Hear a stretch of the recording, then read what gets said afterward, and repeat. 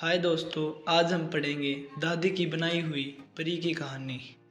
विक्रमगढ़ नामक एक राज्य था जिसमें एक राजा राज्य करता था। विक्रमगढ़ के राजा की दो रानियां थीं। बड़ी रानी कम सुंदर थी और छोटी रानी अत्यधिक सुंदर थी, जिसके कारण राजा छोटी रानी को अधिक प्रेम करते थे। एक दिन छोटी रानी ने कहने पर राजा बड़ी रानी पर बहुत नाराज हुआ, तो बड़ी रानी रोते हुए महल से जंगल की ओर चली गई। एक नदी के किनारे अनार के पेड़ के नीचे बैठकर वो जोर जोर से रो रही थी कि तभी एक नन्ही सी परी प्रकट हुई। उस परी ने रानी से उसके रोने का कारण पूछा। बड़ी रानी ने सब कुछ सच सच बता दिया। तब परी बोली, ठीक है, मैं जैसा कहती हूँ वैसा ही करो तुम, न ज़्यादा न कम।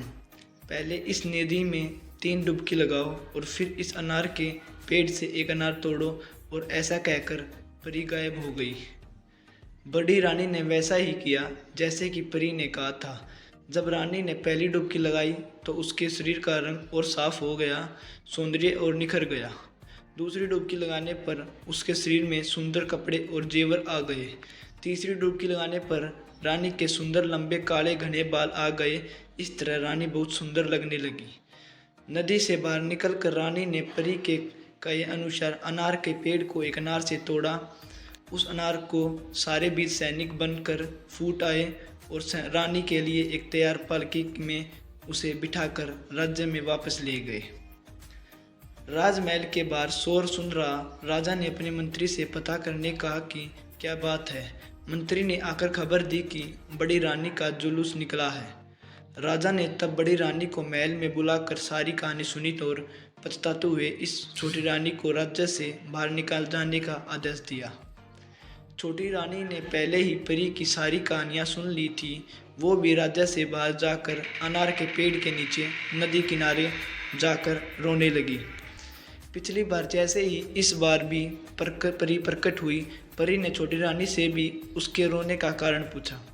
छोटी रानी ने झूठ मूठ बड़ी रानी के ऊपर दोष लगाया और कहा कि उसे बड़ी रानी महल से बाहर निकाल दिया है।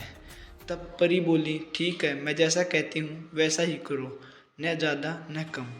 पहले इस नदी में 3 डुबकी लगाओ और फिर इस अनार के पेड़ से एक अनार तोड़ो। और ऐसे कहकर परी गायब हो गई। छोटी रानी ने खुश होकर नदी में डुबकी लगाई। जब रानी ने पहली डुबकी लगाई, उसके शरीर का रंग और साफ हो गया, सौंदर्य और निखर आया।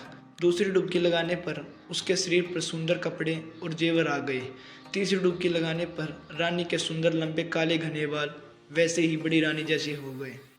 जब छोटी रानी ने ये देखा तो उसे लगा कि अगर वो 3 डुबकी लगाने पर इतनी सुंदर बन सकती है तो और डुबकियाँ लगाने पर जाने कितनी सुंदर लगेगी।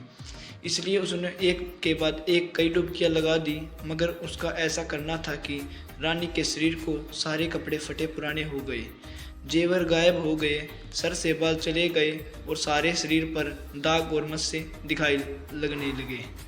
छोटी रानी ऐसा देखकर धाड़े मार मार कर रोने लगी। फिर वो नदी से बाहर आई और अनार के पेड़ से एक अनार तोड़ा।